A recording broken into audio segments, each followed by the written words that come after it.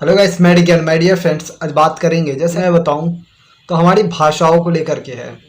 मैं आज जो बात करने आया हूँ आपको पर्सनल लैंग्वेज पे। भारत में रह कर के आज लोग हिंदी बोलना नहीं चाहते हैं। हेलो, आज अपने बच्चों को जिस स्कूल में आप पढ़ा रहे हैं, अच्छी बात है, इंग्लिश की जानकारी होनी चाहिए। ये व्यवस्था ऐसी लॉन्च की गई, ये व्यवस्था ऐसी बना के रखी गई कि युगों युगों तक आप अपने संस्कृति को भूलते जाएं और आने वाले 50-60 साल के अंदर आप हिंदी भी भूल जाएंगे। क्योंकि जिस स्पीड से हम इंग्लिश की ओर भाग रहे हैं ना, हम अपनी विरासत खो रहे हैं। और शायद अब हमारे देश के प्रधानमंत्री और मुख्यमंत्री यूपी के जो लगातार इस चीज़ पे फोकस कर रहे हैं, हमारे प्रधानमंत्री विदेश में भी जा कर के हिंदी बोलते हैं। जिसे समझ में आता है वो समझे, जिसको नहीं समझ में आता है वो अपना जो ट्रांसलेट करके उनको उनकी भाषा में सुनाया जाता है। लेकिन उन्होंने अपनी भाषा नहीं बदली, क्योंकि उनको पता है कि हमारी संस्कृति, हमारी पहचान, हमारा राष्ट्र का जो नींव है ना, वो हमारा शब्द ही है। जिस दिन आपके शब्द बदलने लगे, आज मैं 4 लोगों के बीच में खड़ा होता हूँ तो लोग हिंदी बोलने वाले से कम बोलना चाहते हैं, जो इंग्लिश में बात करे उसे सैल्यूट करते हैं। हेलो, तो आज मैं छोटा सा एग्जाम्पल देना चाहूँगा कि आज हमारे योगी आदित्यनाथ जी महाराज को देख लीजिए, किसी भी मंच पे हों हिंदी बोलते हैं, उन्हें कोई शर्म नहीं आती। तो हिंदी से इतना परहेज क्यों? ये हमारी मुख्य भाषा है। हमने सनातन खोया, जानते किस लिए? सनातन हमने इसलिए खो दिया क्योंकि संस्कृत बोलना भूल गए हैं। और हिंदू इसलिए खो देंगे क्योंकि हिंदी की ओर, हिंदी हम लोग छोड़ रहे हैं, अब अंग्रेज बन रहे हैं। तो प्लीज़ मैं आपसे निवेदन करना चाहता हूँ कि अपने बच्चों को इंग्लिश की जानकारी बिल्कुल दीजिए, लेकिन उनके सब्जेक्ट, अपने बच्चे के सब्जेक्ट में देखिए तो सही कि हिंदी की कितनी महत्व है। और मैं सरकार से भी निवेदन करना चाहता हूँ कि हिंदी हमारी मुख्य भाषा, हमारी पहचान है। हमारी भाषा में सब्जेक्ट इंग्लिश के तौर पे ज़रूर होना चाहिए, लेकिन हिंदी मोस्ट है और रहना भी चाहिए।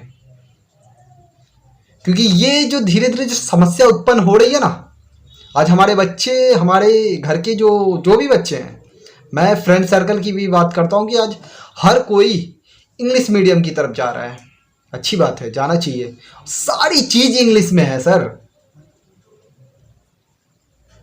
तो ये जो पिछले सरकार या पिछले लोगों ने व्यवस्था जैसा बनाया उसके अनुकूल अब तक सही था, लेकिन मैं आगे सरकार से निवेदन करना चाहता हूँ कि आप हर एक चीज़ को हिंदी में लाइए। हम 121 करोड़ से हैं, अगर फिर से जनगणना की जाए तो 135 करोड़ से ऊपर जा चुके हैं, और हम आज अपनी भाषा बोलने में शर्म आती है हमें। हम उस भाषा के पीछे भाग रहे हैं। अंग्रेजों ने कभी हिंदी बोलने की प्रयास नहीं किया, अमेरिका में कभी हिंदी का जोर नहीं पड़ा, वो इंग्लिश ही बोलते हैं। तो हम हिंदुस्तानी, भारतीय हिंदी क्यों भूल रहे हैं? जो विदेशों ने, अंग्रेजों ने लाइन पढ़ाया, आज उसे ही पढ़ रहे हैं और बच्चे के अंदर डाल भी रहे हैं।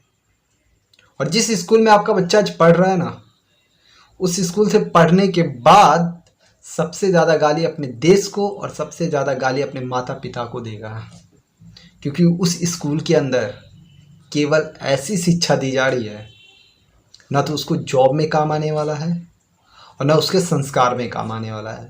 अब जॉब करते हैं वो अलग पढ़ाई होती है, फिर 6 महीने की ट्रेनिंग होती है, ये डिग्री ले रहे हैं हम, अच्छी बात है, ये प्रोसेस है, इसमें बदलाव होंगे। मैं बोलता हूँ बहुत सारी चीज़ें हैं जो बदलने वाली हैं, लेकिन मैं आप लोगों से निवेदन करना चाहता हूँ कि जो हमारी राष्ट्रीय भाषा है हिंदी, जो हमारी पहचान है, उस पर फोकस करें और अपने बच्चों को कराएं।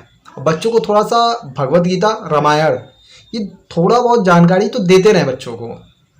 पूजा पाठ करिए तो ले करके बैठिए बच्चों को, क्योंकि ज़रूरी है।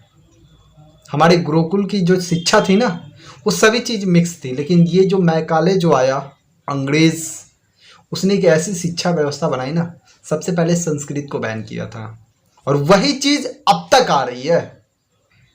संस्कृत जड़ से ख़त्म कर दिया गया, ना उसकी कोई मान्य है ना कोई मान्यता है, ख़त्म ही हो गया संस्कृत। अब हिंदी को टारगेट पे लिया गया है। तो मैं 121 करोड़ भारतीय से कहना चाहता हूँ कि हमारी राष्ट्रभाषा, हमारी पहचान हिंदी भाषा है, इसे बचा कर रखिए। अगर मेरी बात कहीं से गलत लगे तो मुझे कमेंट्स बॉक्स में बताइएगा, अगर अच्छा लगेगा तो शेयर करिए। फिर मैं नेक्स्ट वीडियो मिलता हूँ। जय हिंद, वंदे मातरम।